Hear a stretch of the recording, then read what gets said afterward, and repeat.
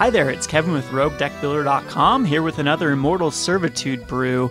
As I love this card, if you haven't heard yet, this was the card that got me into Pro Tour Dragon's Maze, qualifier here in Salt Lake City. I ripped an Immortal Servitude off the top in my Soul Sisters deck against UWR mid-range and was able to win the game. So I'm in love with this card, so I'm going to continue to brew it until I find a standard deck that is viable that uses Immortal Servitude.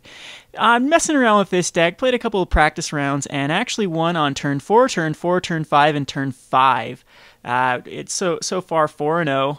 The two decks that I played against were both mid-range decks that could not handle the aggression of this deck. So, of course, this deck has a lot of kinks to work out. I haven't played any other practice matches besides those two practice matches, and the sideboard, of course, is horrible right now, as I don't really have any sort of removal or anything. I'm just putting other two mana casting cost creatures in the sideboard here to see how they work. So let's just go down the deck. We got all the hasters possible at the two slot. So we got the strangleroot geists and the flinthoof boars that are kind of like 3 mana casting hasters. If not, you can get them in play on turn 2 as 3/3s, which isn't bad. And they work very well with this Burning-Tree Emissary.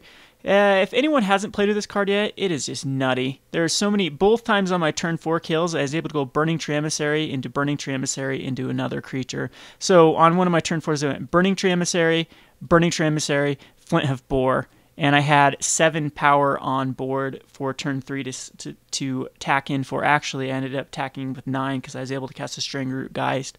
Anyway, so this deck is trying to be as aggressive as possible, and then if they do board wipe, say they do have a Supreme Verdict or like a rolling Temblor or anything else to kill my creatures, then we have Immortal Servitude on turn 5 that can get everything back. So I am playing the way to get excess creatures into the graveyard. I am playing Grisly Salvages and Faithless Lootings, and I'm thinking about maybe upping the count of Faithless Looting, and I'm also thinking about cards like Reforge the Soul that could actually get more creatures into the graveyard as well, but it slows down the deck a bit. I could see putting more Faithless Looting instead of something like Lotless Roll. But I like Lotless Roll. Lotless Roll is a very resilient card.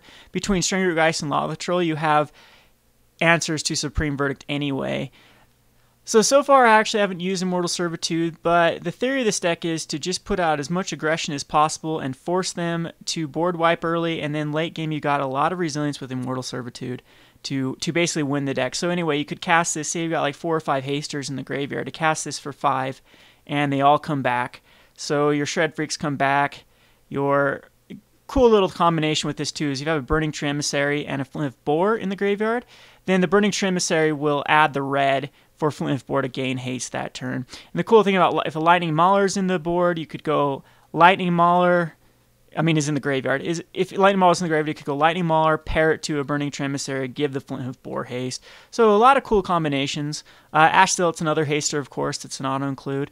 Bad thing about Strangleroot Geist, Zealot, and Rakdos Shred Freak is they do not combo off with Burning-Tree Emissary, but not too bad. We got plenty of targets for Burning-Tree Emissary between the Flinthoof boars and the Lightning Maulers, and then other Burning-Tree Emissaries. Onto the sideboard, the other cards I've considered at the 2 slot would be Elvish Visionary. I think Elvish Visionary is a great card. Also, Crimson Mudracker was another card that I thought of. It's a 3/2. It's kind of like the Flinthoof boar version for red, but it has Regenerate for 3, which isn't that great. A lot of times you never have 3 mana up to actually regenerate it. Good old Pack Rat. Don't know what I'd bring it against, but then I thought about this combination as well with the Blood Throne Vampire and Blood Artist as another kind of kill condition. You bring everything back with Immortal Servitude, sack it all after the attack phase, and you could hopefully get in there for some more damage. Or if you draw into an Immortal Servitude and say you have these guys on the board, you can just decide to sack everything and then Immortal Servitude to get everything back. So that's the theory of this deck. I'm really loving it. It's very fun. I don't know if I'd consider it a real deck. It's very similar to Naya Blitz and some of these other Burning-Tree Emissary decks. So it's not that original, but I'm trying to make a shell with Immortal Servitude. Absolutely in love with this card. It's my favorite card out of Gatecrash, and I really, really, really want to break it into Standard. I love it in my Modern Soul Sisters deck. It has won so many games out of nowhere where I'm able to bring back all of my 1 or 2 mana casting cards in Soul Sister and come back and win the game because of it. So yeah, anyway, we'll get some games going here. This is Kevin from Roguedeckbuilder.com. Thanks for watching.